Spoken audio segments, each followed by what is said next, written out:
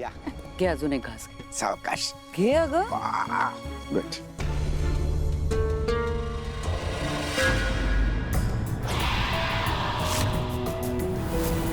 घे अगं. वेदा,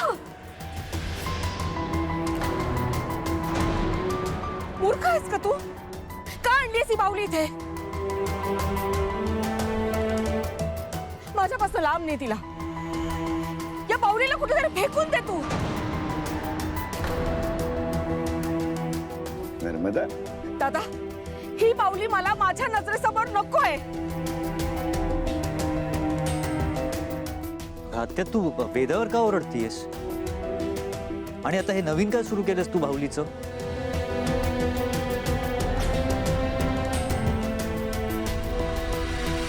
बाहुलीने पण टोमणा मारला का तुला?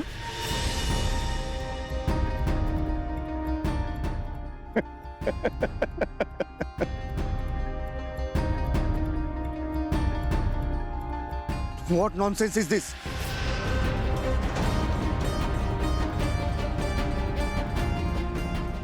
माझ्या मॉमची मस्करी करू नका.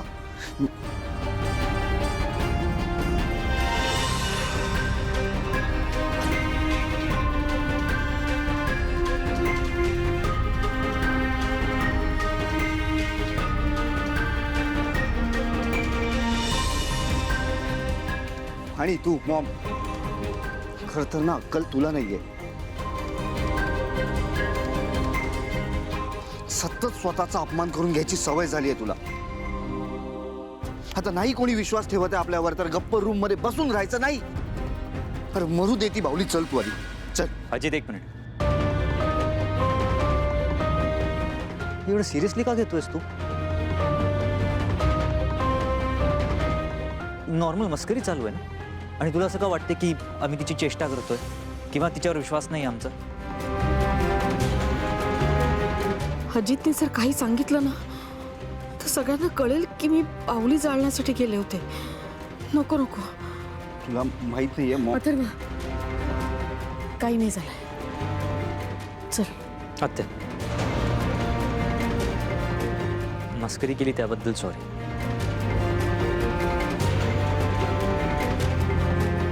तू प्लीज वाईट वाटून घेऊ नकोस. चल. सॉरी. चला वेदा, मला खूप भूक लागली. चला जेवायला चला. हो चला वेदा. या नर्मदाला नक्कीच बाहुलीबद्दल काहीतरी कळलंय. वेदाचे बाबा, काय झालं? तुम्ही खोलीत का आलात? अहो मी जेवण वाढायला आता खालीच येत होते. त्या घरातल्या माणसांना काय झालंय ना मला कळत नाही. कुठल्या टॉपिकचा इश्यू करतील काही सांगता येत नाही. काय झालंय? नर्मदा आत्या बघ ना, तिला भांडायला ना कुठल्याही टॉपिकची गरज पडत नाही. कशावरूनही भांडू शकते ती. बरोबर आहे तुमचं, पण काही बोलल्या का आत्या? आय डोंट नो वाय, पण वेदाच्या बाहुलीला घाबरत होती ती. त्यावरून ती वेदाला ओरडली सुद्धा. उगाच चिडचिड. आणि तिला बघून अजित चिडचिड करायला लागला.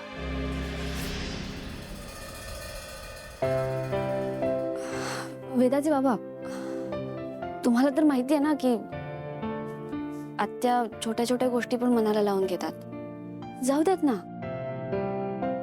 मी काय म्हणते, आपण खाली जाऊयात का? मी पण जेवण वाढते सगळ्यांना, सगळे आले असतील. आणि तुम्ही काळजी करू नका, सगळं ठीक होईल. सगळं ठीक आहे असं वाटत असताना काहीतरी बिघडतंच मीरा. एनिवे, हे बघा ना, तुम्ही जास्त विचार करू नका. आपण आता खाली जाऊया. चला या.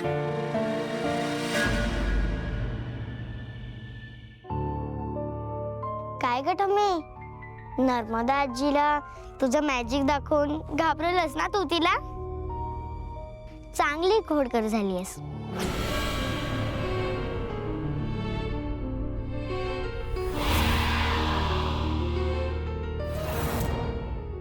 अरे वा, आत्या आत्या आत्या आत्या आत्या, काय आत्या आत्या माझ्या भाऊलीचा मॅजिक बघ, तिचे डोळे बघ लाल आहेत.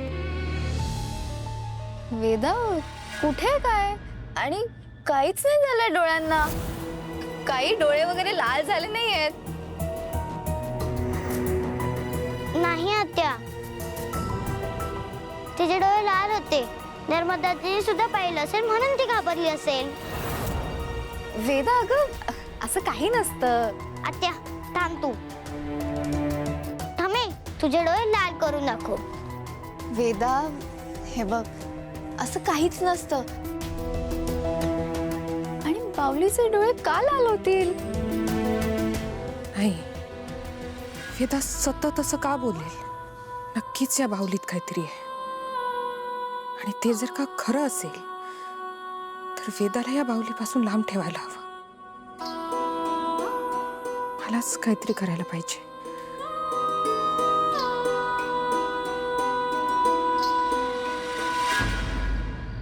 बघ अजित, ऐक माझं, असं वागून नाही चालणार. चल माझ्याबरोबर सगळ्यांची माफी माग. प्लीज. हे बघ अजित, या घरात राहायचं असेल ना तर असं ॲटिट्यूड काही कामाचं नाही रे.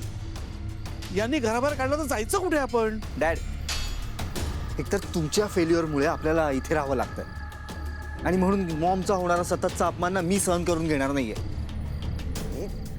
या लोकांनी आपल्याला घरातनं बाहेर काढलं तर आपलं काय होणार?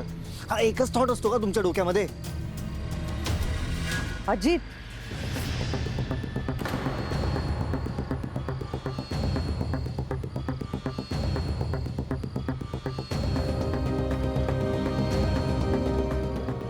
असं बोलतात स्वतःच्या वडिलांशी? आणि काय चुकीचं बोलतात ते? अजित, ज्याचं त्याचं नशीब असतं. एखाद्याला खूप कष्ट करूनही 2 वेळचं अन्नही मिळत नाही आणि एखादा काहीही न करता मस्त बसून खातो. आता तुझ्या वडिलांकडेच बघ ना, त्यांचं नशीब किती चांगलंय. इतकी वर्ष काहीही न करता या घरात बसून ते खातायत, स्वतःच्या फॅमिलीला पोसतायत. ज्या घरांनी त्यांच्या पोटाला अन्न दिलं, डोक्यावर छत दिलं, त्या घराशी ते प्रामाणिक राहायला सांगतायत तुला. काय चुकलं त्यांचं? बरोबर ना दामोदरा? हो. आणि दुसरीकडे तुझी आई, तिचं आता काय सुरू आहे मला कळतच नाही. मला काळजी वाटते त्याची. सतत आजकाल दादासाहेबांबरोबर वाद घालत असते, माझ्याबरोबर तिचं काहीतरी वाकडे. आणि ते बाहुलीचं काहीतरी आता तिने नवीन सुरू केलं.